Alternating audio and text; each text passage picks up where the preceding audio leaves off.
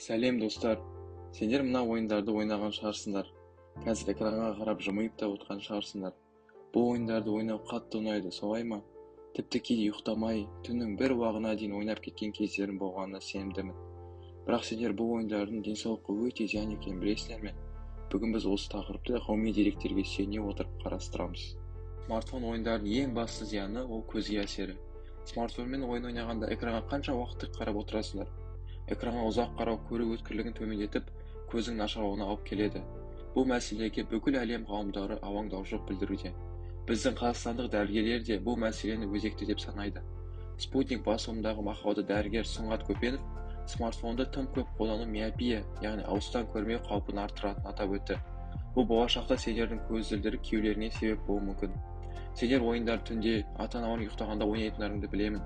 Бірақ қараңғыда телефон қолдану мүлдем зиян. Бұл көзге 2 есе күш түсіреді.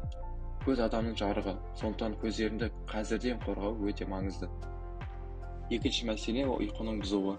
Түнде телефон ұстап жатып, таңертең оянғанда өздеріңді шаршаңқы сезінген күндер болған шығар. Бұл телефон түнде пайдалану салдары. Әлем халқының шамамен 10-30% ұйқысыздықты бастан кешіреді. Ол 237 миллионға дейін адамды құрап отыр. Телефонның жарығы біздің табиғи ұйқы ырғағымызды бұзады. Ол циркадтық ритмге кері әсер етіп, адамның тез ұйықтау қабілетін әлсір етеді. 2020 жылы Sleep Health зерттеу жүргізгенде, жастардың шамамен 75% ұйықтар алдында электронды құрылғыларды пайдалану олардың ұйқысына теріс әсер ететінін айтқан. Яғни әр 10 баланың 7-еуі телефонның кесірінен дұрыс ұйықтай алмайды. Бұл өте алаңдататын статистика. Сондықтан телефонға ұзақ қарағаннан кейін төсекте жатып, ұзақ уақыт ұйықтай алмай жатсаңдар, таңғалмаңдар. Ұйқы жетіспеген кез не болады? Келесі күн сабақта бас айналып шаршайсың, көңіл күй түседі. Ал сабаққа зейін қою мүлдем қиындайды. Осыдан кейін таңертең тағы 5 минут деп оянғың келмегенде түнде телефонға көп уақыт жұмсағанын есіңе түсір. Дұрыс ұйқы денсаулықтың кілті. Сол үшін телефонды қойып, денсаулығыңды ойла. Келесі үшінші мәселе смартфон ойындарының дене белсенділігін төмендетуі. Қанша сағат бойы телефонда ойын ойнап, орнынан тұрмай отырған кездерің болды ма? Мұндай жағдай жиі қайталанса, денсаулыққа айтарлықтай зиян келуі мүмкін. Қимыл қозғалысының азаюы бұлшықеттердің әлсіреуіне, омыртқаға күш түсуіне және қан айналымының нашарлауына әкеледі. Ұзақ уақыт бойы бір орында отырып экранға үңілу арқа мойын ауруларына себеп болуы мүмкін. Сонымен қатар семіздік, жүрек, қан тамырлар аурулары сияқты денсаулық мәселелері туындау қаупі бар. Қазір кезде жастар арасында түрлі аурулардың көбеюі байқалады. Ғалымдар да бұл мәселеге алаңдаушылық білдіруде. Көп қозғалмау, дұрыс тамақтанбау және гаджеттарға тәуелділік осының бәрі денсаулықтың нашарлауына әсер етеді. Сендер ата-аналарының телефонда ойын ойнағанша далаға шығып ойнамайсың ба деуі де осыдан. Есіңде болсын, қимыл қозғалыс ол денсаулықтың ең басты кепілі. Телефонда күні бойы отырудың орнына далаға шығып достармен футбол ойнау әлдеқайда пайдалы емес пе? Соңғы және ең маңызды мәселе ол ойындардың психикалық денсаулыққа әсері. Сіздерге таныс жағдай, ойынның қызған шағында ата-аналарын шақырып, телефонды өшіруді сұраса, бірден ашуланып кетесіңдер. Бұл ненің белгісі? Әрине ойындарға тәуелділіктің. Көп уақыт бойы ойын ойнаған сайын ашуланшақтық, шыдамсыздық сияқты мінез өзгерістер пайда болуы мүмкін. Балалар психологы Динара Мырзаханқызы ұялы телефон балаларды агрессивті мінез-құлық қалыптастырады деп есептейді. 2020 жылы American Psychological Association журналының резолюциясында зорлық-зомбылық элементтері бар ойындардың, әсіресе адам өлтіру сценалары бар ойындардың агрессияны арттыратыны айтылған.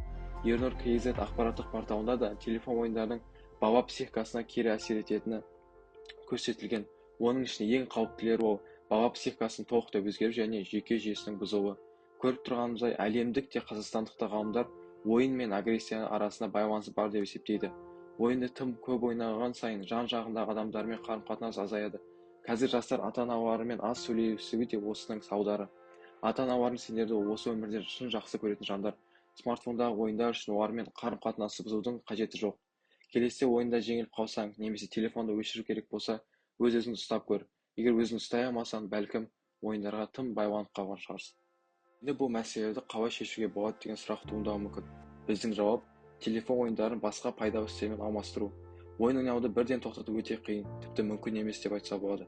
Бірақ оны азайтуға мүмкіндік бар. Ол үшін ойындардың орнын сүйікті хоббимен алмастыру керек. Қазақта спорт денсаулық кепілі деп бекер айтпайды. Достармен телефондағы емес, шынайы өмірдегі спорт алаңдарында кездескен өзіңе де пайдалы емес пе? Күн сайын телефонда өткізетін уақытыңды азайтуға тырысу керек. Сонда сабақтарың да жақсарады, ата-анамен қарым-қатынасың нығаяды, ең басты денсаулығың жақсарады. Сендерге ертең есейгенде мықты денсаулық керек болады. Сондықтан оған дәл қазір қамқорлық жасау өте маңызды. 90 ауыз сөздің тобықтай түйіні: смартфондағы ойындар қызықты болғанымен, олардың денсаулыққа тигізетін зияны көп. Көздің көру қабілетінің нашарлауы, ұйқының бұзылуы, дене белсенділігінің төмендеуі және психикалық денсаулыққа кері әсері бұл ойындардың шынайы салдары. Бірақ ең бастысы, шешім әркімнің өз қолында. Ең үлкен жеңіс өзіңді жеңу деп бекер айтпайды. Телефон ойындарын шектеу арқылы сендер денсаулықтарын жақсартып, сабақтарында жақсы нәтиже жетіп, ата-ана, достармен қарым-қатынасын нығайта аласыздар. Барлығы тепе-теңдік сақтауға байланысты.